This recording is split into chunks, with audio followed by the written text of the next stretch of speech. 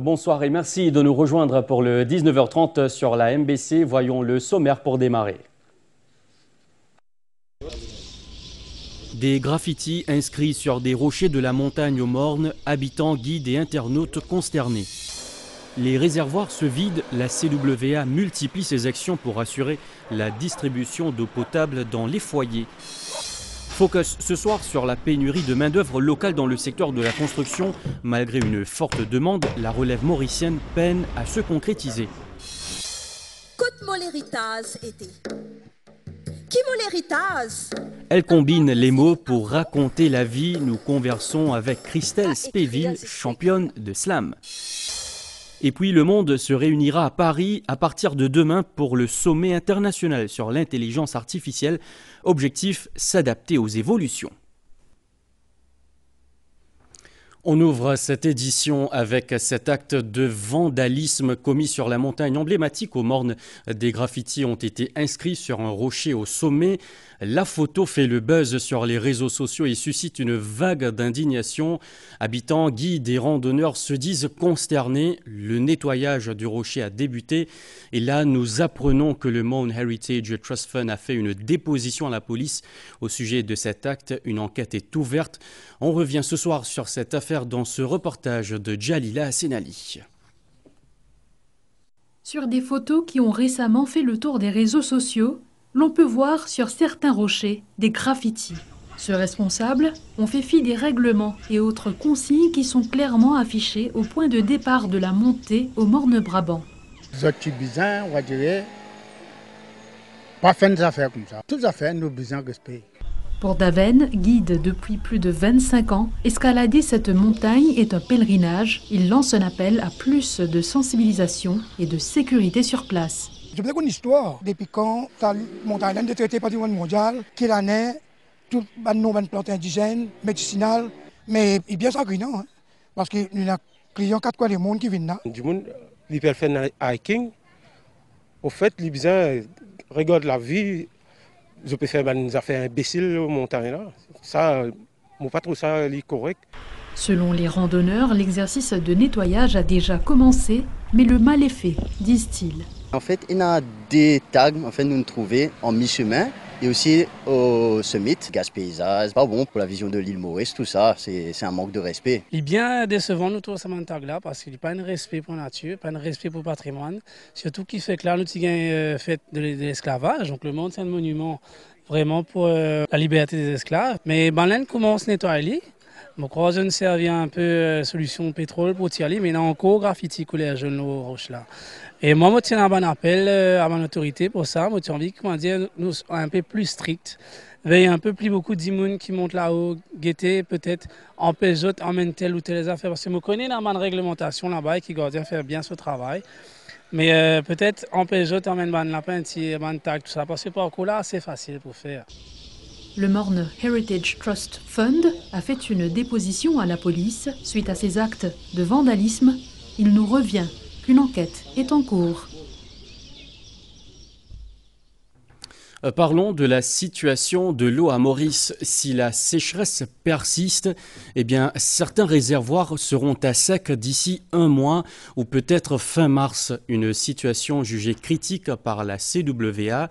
À vendredi, les réservoirs affichaient un taux de remplissage moyen de 39,2%.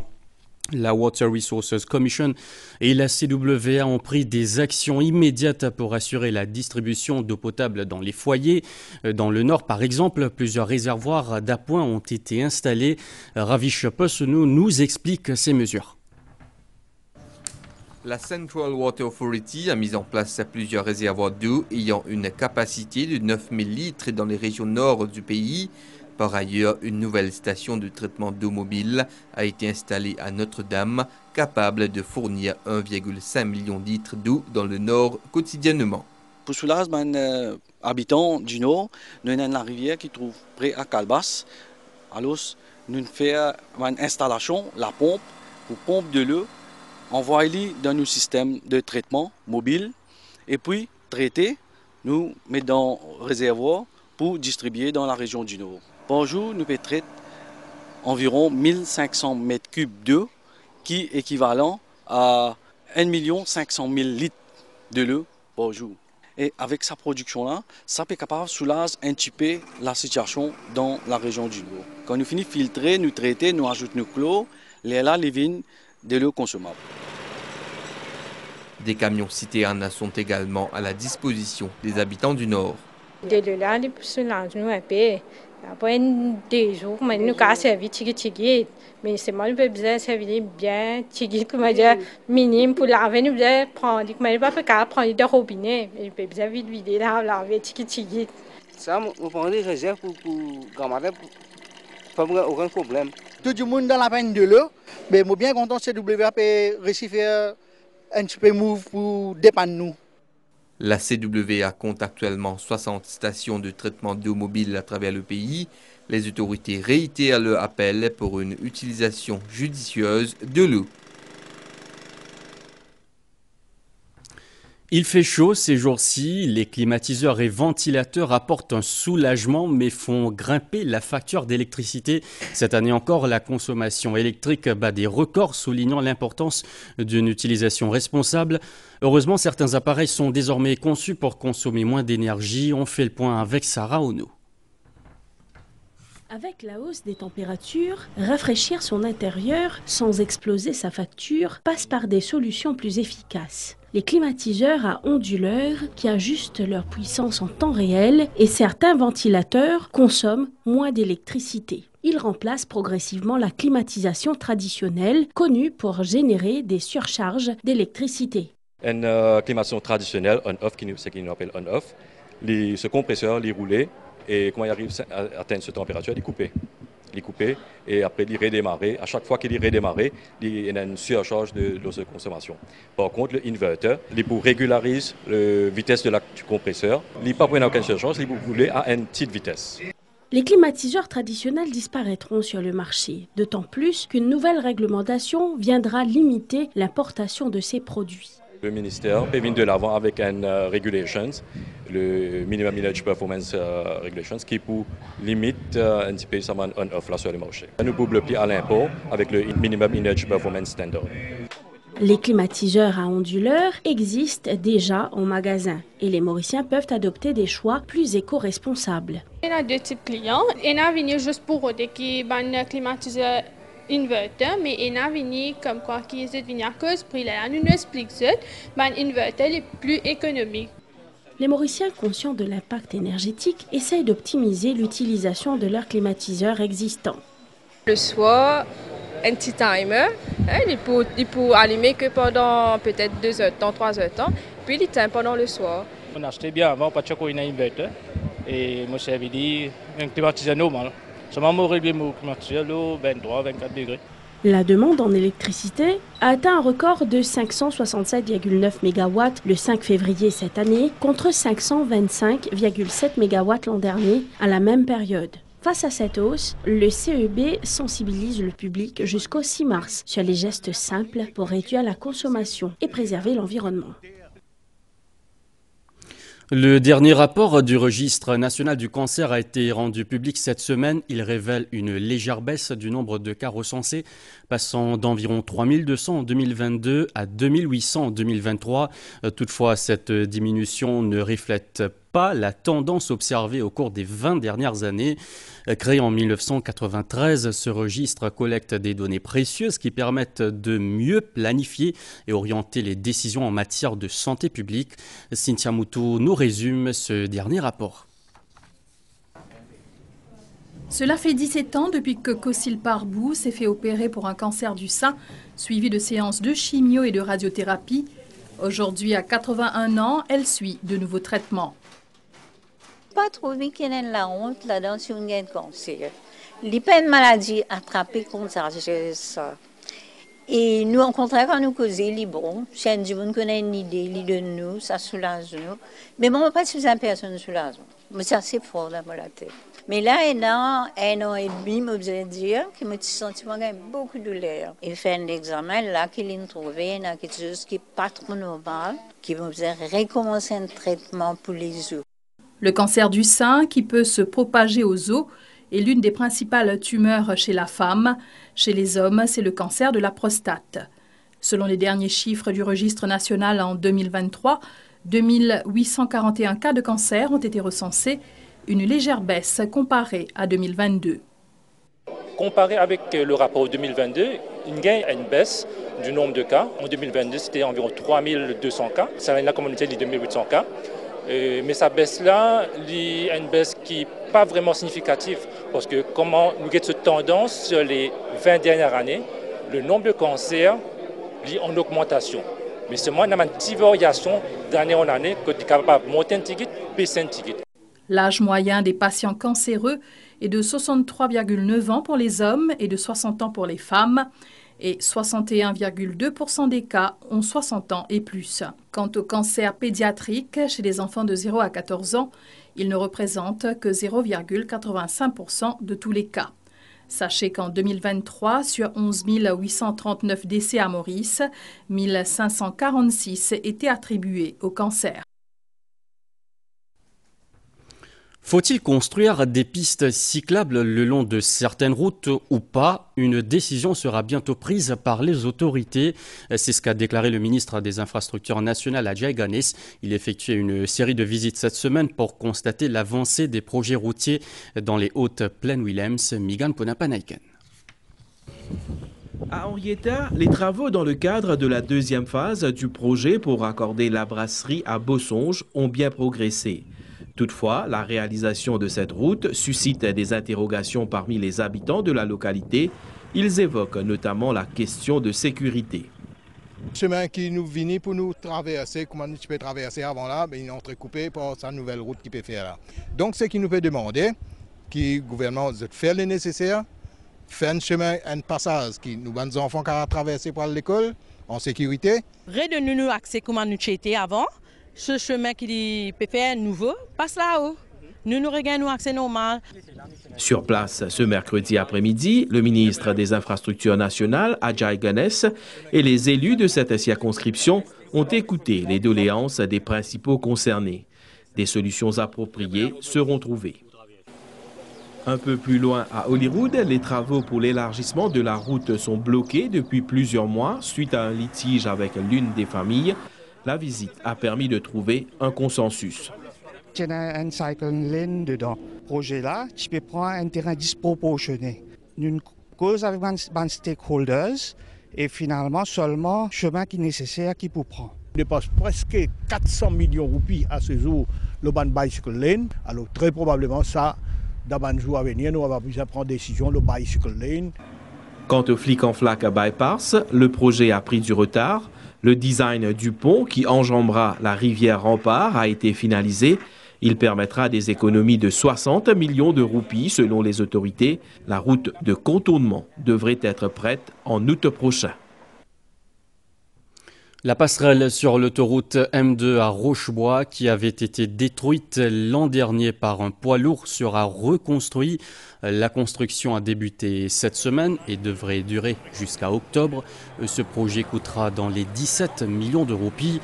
Le ministre des Infrastructures nationales, Ajay Ganes, et les élus de la circonscription ont fait une visite des lieux.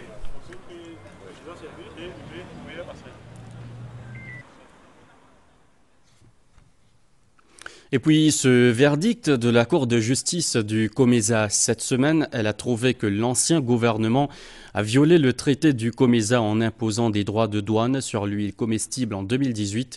La société Agilis, qui s'estimait lésée, avait contesté cette mesure, parle d'une victoire pour le pays avec la non-imposition de la taxe douanière sur son huile, ce qui permettra d'éviter toute augmentation de prix. Abdel Bolaki nous explique cette affaire. En 2018, le gouvernement de l'époque a notifié au secrétariat du COMESA sa décision d'imposer un droit de douane de 10% sur les huiles comestibles importées des États membres de ce bloc régional. La société mauricienne Agilis, qui importe de l'huile comestible d'Égypte, un pays membre du COMESA, tout comme Maurice, estime être lésée par cette mesure et entame des négociations avec l'ancien gouvernement sans succès. L'île Maurice, quand il importait de Commerce State, il bénéficiait de ce que nous appelons duty-free and quota-free items. Agilis, il commence à importer de l'Égypte avec un certificat d'origine qui qualifie pour gagner ça duty free. Le 4 février 2025, la Cour de justice du COMESA a rendu son verdict en faveur d'Agilis. Sa conclusion, l'ancien gouvernement a violé le traité du COMESA ainsi que ses règlements sur les mesures correctives commerciales. Elle interdit l'imposition de cette taxe et ordonne à l'État d'encourir la moitié des frais juridiques du procès. C'est une victoire pour le pays et pour tous les Mauriciens parce que c'est un consommateur aujourd'hui qui peut bénéficier de sa victoire-là, pas prenant la taxe de l'huile, prix pas pour monter, et aussi nous avons une compétition. Donc le monopole ici, pas qu'à faire la pluie le beau temps sur le prix.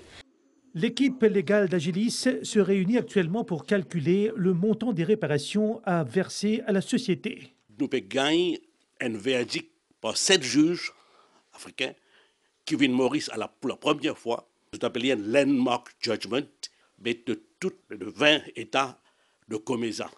Pour le secrétariat du COMESA, ce jugement fera désormais jurisprudence pour les futures disputes commerciales dans ce marché commun. Le secteur de la construction est en pleine expansion, mais il fait toutefois face à un défi de taille, un manque de main-d'œuvre locale. En 2024, alors que le pays comptait environ 46 000 travailleurs dans cette industrie, plus de 15 000 venaient de l'étranger. Malgré la forte demande, la relève mauricienne tarde à se concrétiser. On fait le point sur cette problématique avec Pranav Bihari. Maurice bâtit, mais qui construit vraiment? Dans le secteur du bâtiment et des travaux publics, la main-d'œuvre locale se fait de plus en plus rare. Sur les chantiers, on retrouve presque exclusivement les bras venus d'ailleurs. Maurice est un beau pays, je suis ici depuis 5 ans et je me sens bien, les gens sont bien, on nous paie bien également. Le main-d'œuvre manquait beaucoup, mais ce problème de pas de travail dans son compagnie. Et qui fait d'après vous ça? Mais à cause de pas de travail, à cause du prix. Mais moi, je rends d'autres prix, mon travail pour m'en arriver. En 2024, l'industrie de la construction à Maurice comptait environ 46 000 employés. Plus de 15 000 d'entre eux viennent de l'étranger, principalement du Bangladesh, de l'Inde et de Madagascar. Un chiffre qui ne cesse d'accroître au fil des années, une réalité que les entrepreneurs connaissent très bien. Nous par ici trouvent assez maçons, surtout charpentiers et surtout qui fait des plâtres et crépisseurs. Nous par ici respecter les deadlines souvent des fois parce que nous peinons la main d'œuvre requise et souvent nous avons fait nous gagnons recours à la main d'œuvre étrangère. Et le gros problème à la main-d'œuvre étrangère, il prend les temps pour faire venir Maurice. Pour les employeurs, il est donc urgent de revaloriser ces métiers pour encourager davantage de Mauriciens à s'y intéresser. Du côté des syndicats, on attribue ce désintérêt des Mauriciens à plusieurs facteurs. Aujourd'hui, l'éducation est gratis à tous les niveaux. Donc, beaucoup de parents, je préfère investir pour que les enfants gagnent un meilleur travail. Donc, je ne pas garder ça l'idée pour faire travail manuel là. Deuxième chose, c'est que une grosse compagnie longtemps, je tiens dans une propre école de formation. Ça veut dire que je peux repêcher mes enfants qui n'ont pas réussi au niveau académique et je peux gagner ce training là et je peux venir mes ouvriers.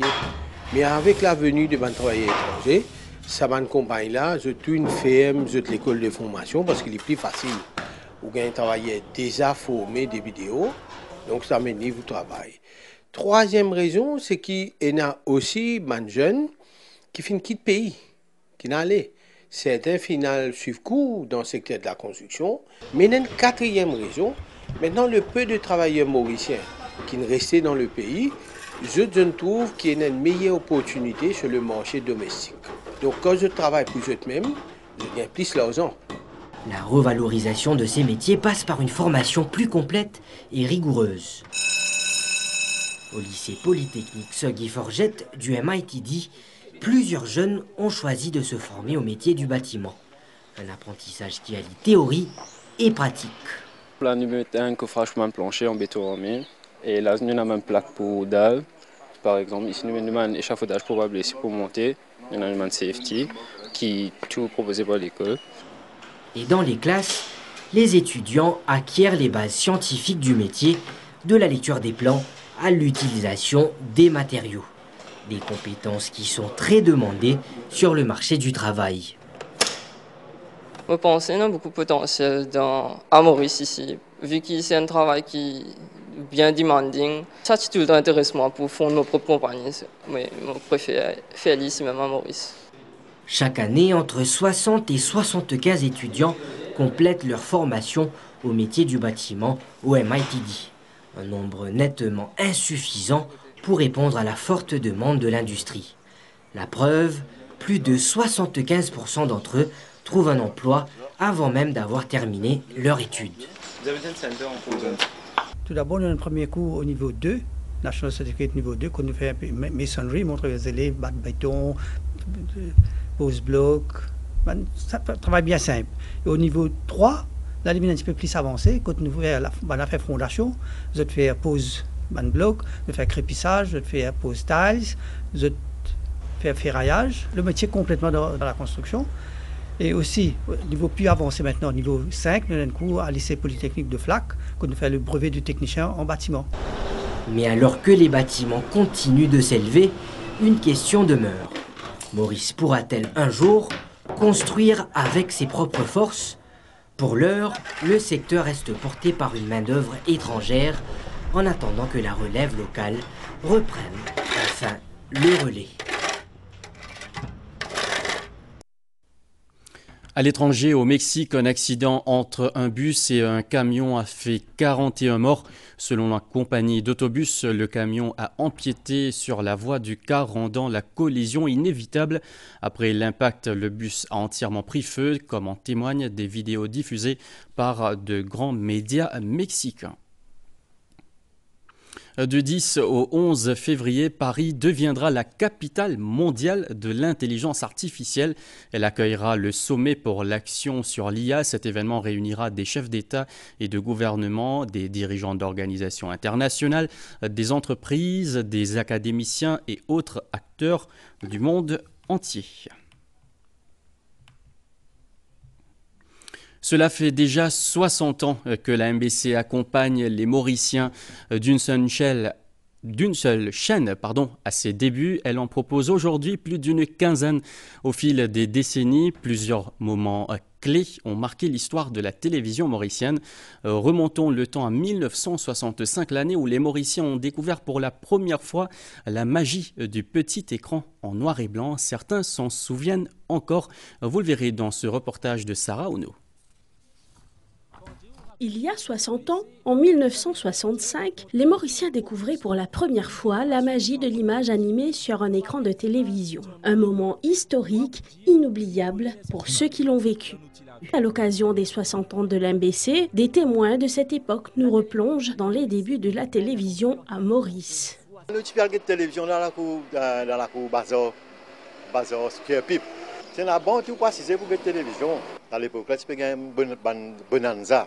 Après ça, qui m'a imaginé un djiboun qui est dans l'information, tu appelles Navina Kalou. Tu peux donner l'information en anglais. Moi, je suis 7 ans, là. Avec mon banquier, avec mon voisin, tout ça, nous tu peux aller plus loin pour la télévision. Si c'était une période, c'est là où vous en faites là. Je n'ai pas gagné place. Puis je me l'ai carré. La moitié du monde est descendu. Par la fenêtre, la porte, ça va te bloquer. Première fois où vous avez une télévision dans la vie où il y a 20 ans, qui passe dans l'esprit? Dans mon esprit, extra ça. Nous pensons quoi dire, qui trouve ça un peu drôle. Dans le film que nous regardons dans l'écran, nous pouvons trouver devant nous. Dans un petit appareil comme ça. C'est vraiment extraordinaire. Dans les années 70, avoir une télévision relevait du luxe. Ceux qui en possédaient une rassemblaient familles et voisins, transformant leur salon en véritable salle de spectacle. Quand il y a une télévision, la case par la case, nous tu peux aller. Ça aussi, oui. Ça aussi, dans Zédi, tu peux donner un film. Zédi, même, nous tu peux aller. Quand nous tu peux aller la case aussi, pas tu belle côté. Mais le goni, nous tu peux assiser. Et nous, moi, avec mon bons enfants aussi, tu peux aller. Et famille dans la case aussi, tu es là. Encore les autres, tu peux venir. La case remplie. À l'époque-là, moi, j'étais à peine, 8 ans, pour là.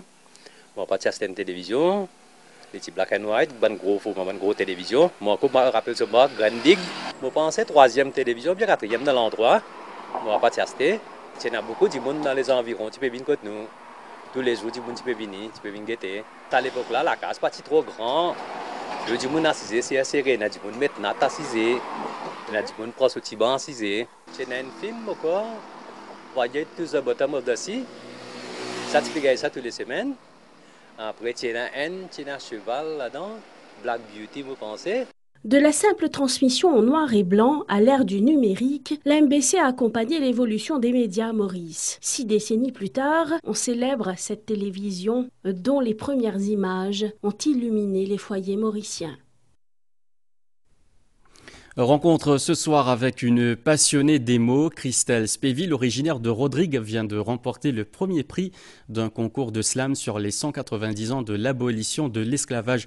Ce n'est pas la première fois qu'elle se distingue. Chaque montée sur scène, dit-elle, est la libération d'un ressenti. Une rencontre signée Valérie Cali.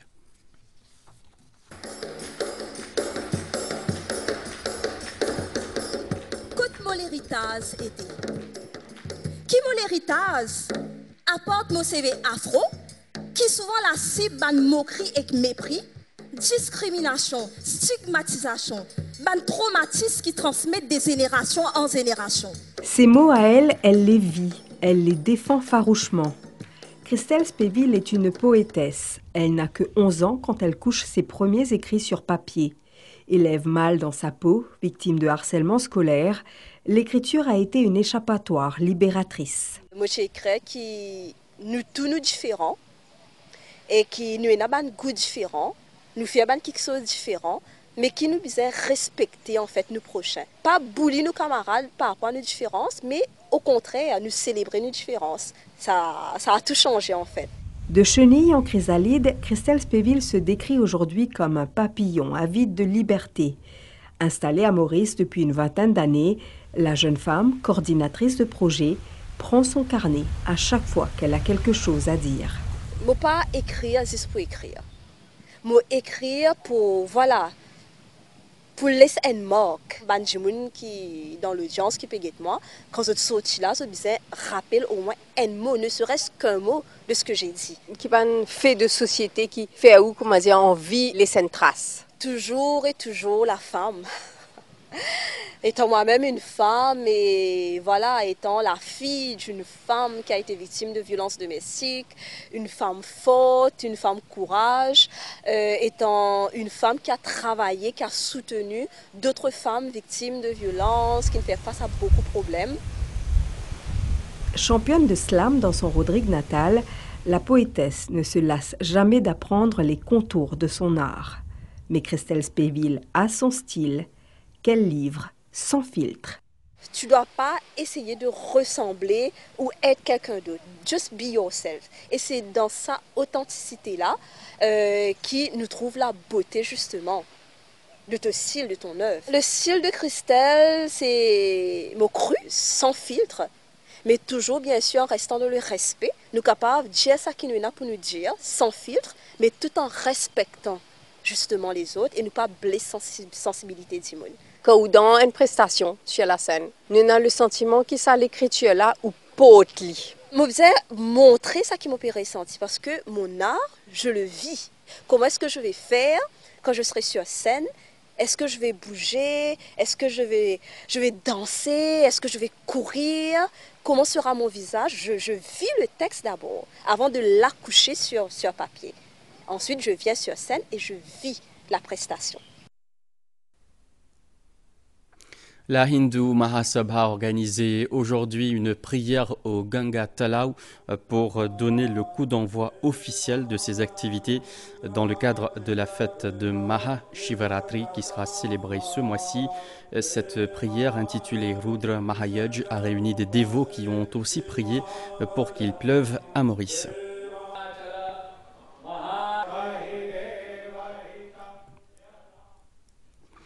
Et là, nous écoutons l'Acharya Suresh Supal Mishra.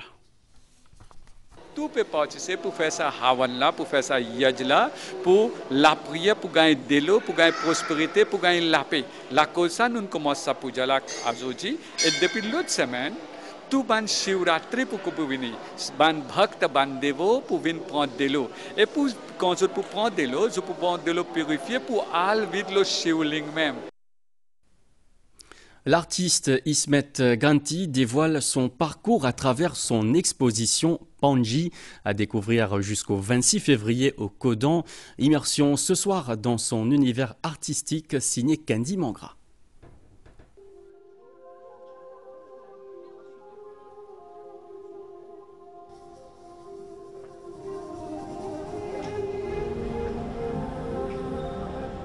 Tout à fait propose de nouvelles affaires, de nouvelles idées, de nouvelles philosophies.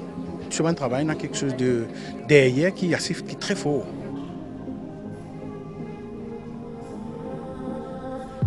Pour qualifier comme un artiste postmoderne qui vraiment apporte un changement dans l'histoire artistique de nos lignes.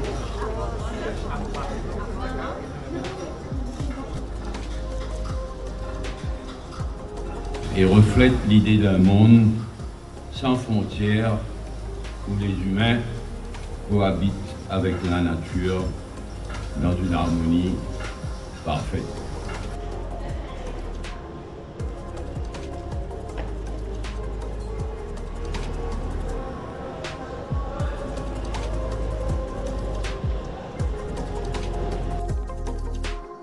Il a gardé des multiples techniques dans ses travaux. Il fait beaucoup de la gravure et je peux dire qu'il est un des premiers graveurs de l'île dans les années 75.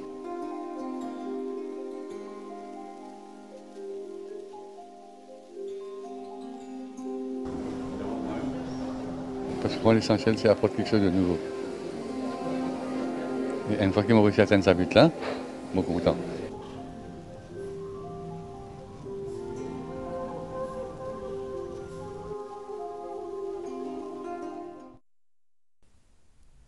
Notre journal se termine ici. La suite, c'est la météo et les sports. Merci de votre attention. Passez une très bonne soirée.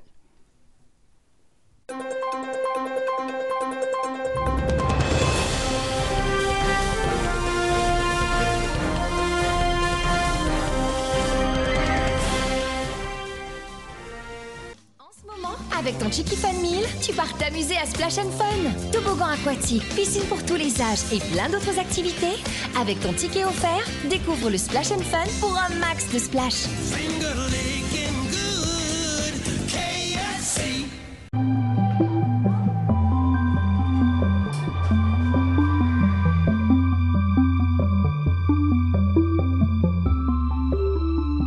Les femmes indépendantes, pour travailler je sais. C'est Kelly. J'ai un message pour toi aujourd'hui. Je te dis pas ça souvent. Je t'aime très fort, tonton. Et tu auras 58 ans bientôt. Et je me dis que c'est peut-être l'occasion pour toi de prendre soin de toi. Parce que je t'aime tellement, j'ai envie de te dire, va faire un dépistage contre le cancer, tonton. Je t'aime très fort.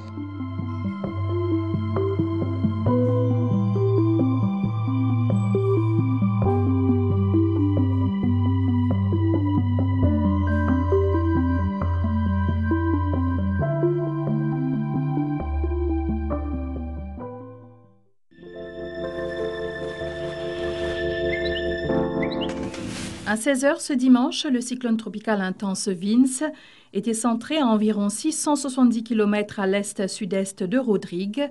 Durant ces dernières 6 heures, Vince s'est déplacé dans une direction générale de l'ouest-sud-ouest à une vitesse réduite d'environ 5 km/h et devrait éventuellement entamer une direction générale du sud dans les prochains jours. Les prévisions à Maurice, le temps sera essentiellement beau durant la nuit, sauf pour quelques averses occasionnelles à l'est et sur les hauteurs. Température minimale entre 21 et 23 degrés sur les hauteurs et entre 25 et 27 degrés dans les régions côtières. Beau temps général demain matin, des développements nuageux temporaires sont attendus dans l'après-midi à l'est, au sud et sur les terrains élevés avec des averses localisées, mi-couverts ailleurs. Température maximale entre 28 et 31 degrés sur le plateau central et entre 33 et 35 degrés sur le littoral. Le vent sera léger et variable et la mer sera forte au-delà des récifs avec houle du sud de 2,50 m. Les sorties en haute mer sont déconseillées. À Rodrigue, le ciel sera mi-couvert à nuageux durant la nuit et demain matin avec des averses. Température minimale entre 24 et 26 degrés. Après quelques averses en début d'après-midi, le temps sera essentiellement beau par la suite. Température maximale entre 29 et 32 degrés. Le vent soufflera du sud à environ 25 km/h avec des pointes de 50 km/h aux endroits exposés. Et demain, le vent soufflera du sud-ouest. Un avertissement de forte houle est en vigueur jusqu'à 4 heures ce mardi 11 février à Rodrigue. La haute mer sera graduellement très forte avec des vagues de 4 mètres. Ces vagues influenceront les lagons principalement du sud et de l'est et pourraient déferler le long des zones côtières en basse altitude lors des marées hautes. Et à Agalega, le ciel deviendra parfois nuageux durant la nuit et demain avec des averses. Ces averses pourraient être temporairement d'intensité modérée accompagnées d'orages. Température minimale environ 26 degrés durant la nuit et température maximale environ 33 degrés demain. Vent de l'ouest de 10 à 20 km/h se renforçant avec des rafales sous les averses. Mer agitée avec houle du sud-est de 2 mètres.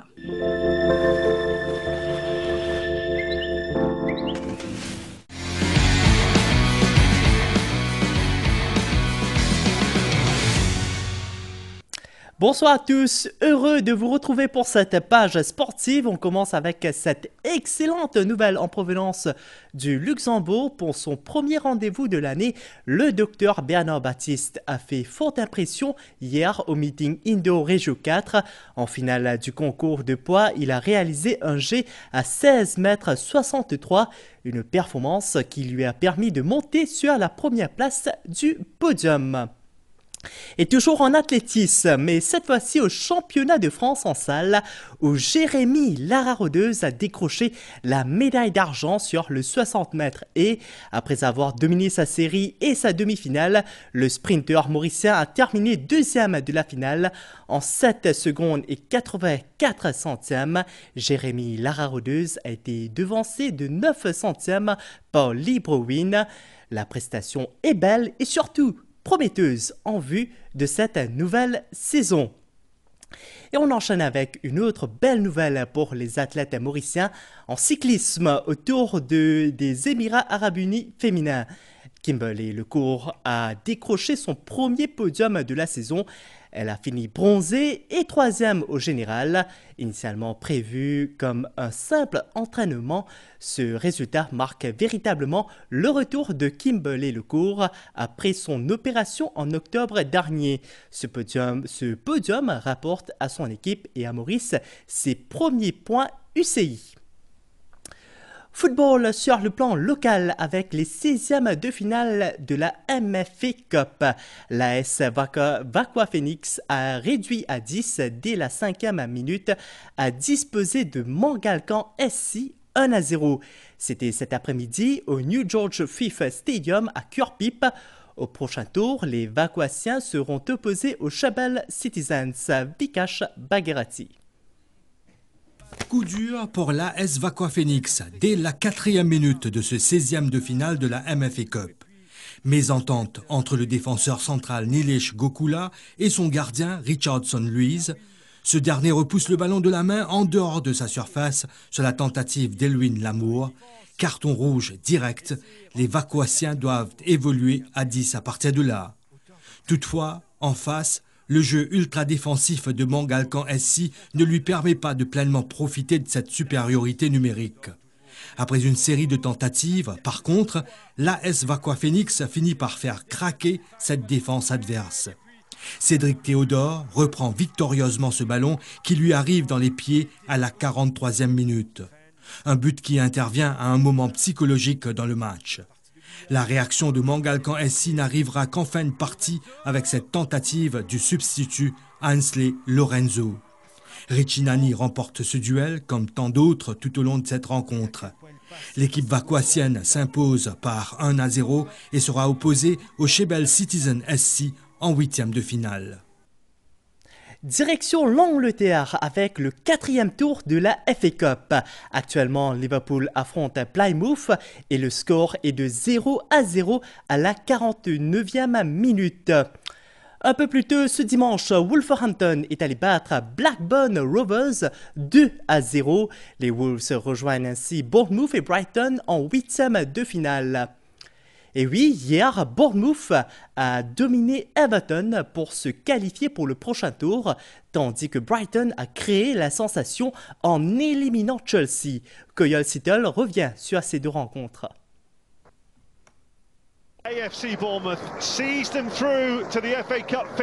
Bournemouth s'est qualifié pour les 8e de finale de la FA Cup après une victoire de 2-0 contre Everton à Goodison Park. L'attaquant ghanéen Antoine Semenyo a ouvert le score à la 24e minute sur pénalty. Avant la pause, Daniel Jevison a inscrit le 2e but, consolidant ainsi la victoire des Cherries et leur qualification pour le tour suivant.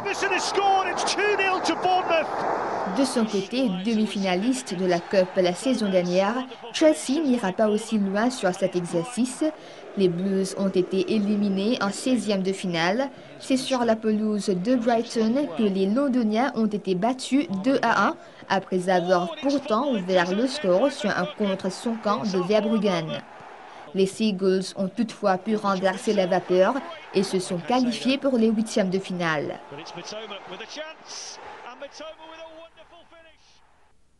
À noter aussi hier que Southampton a chuté 1-0 face à Burnley et Newcastle United a dû lutter pour venir à bout de Birmingham City 3-2. Et le direct de la MBC ce dimanche sur MBC Sport 11, direction l'Espagne pour le compte de la 23e journée de la Liga. Le duel au bas du classement entre Valence et Leganés se joue en ce moment. Le score est de 2-0 en faveur de Valence à la mi-temps. Et pour finir cette page sportive, parlons du badminton.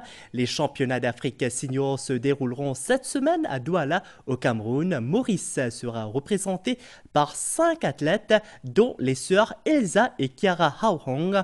Une belle complicité entre ces deux prodiges du badminton que Coyol Seattle nous fait découvrir dans ce reportage.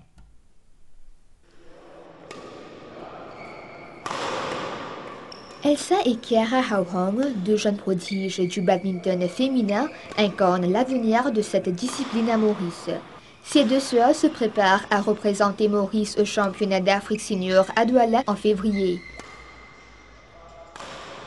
En février, il y a les championnats d'Afrique senior, donc je vais essayer de bien faire là-dedans. Et après, il y a les CJSOI.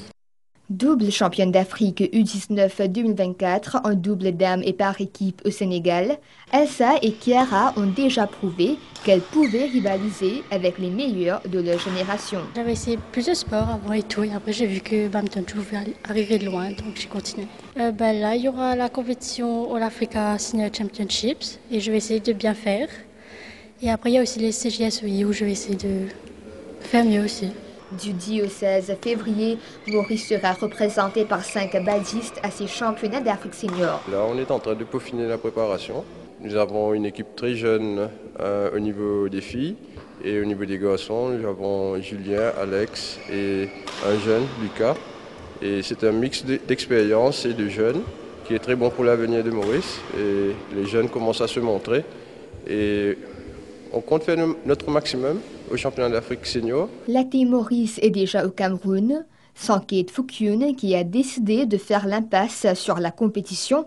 L'ambition sera de décrocher un maximum de podiums possibles, notamment à travers Julien Paul. Ce dernier en forme veut dominer l'Afrique du badminton. Voilà donc une nouvelle qui nous amène à la fin de cette page sportive. Merci de l'avoir suivi. Très bonne soirée sur les chaînes de la MBC.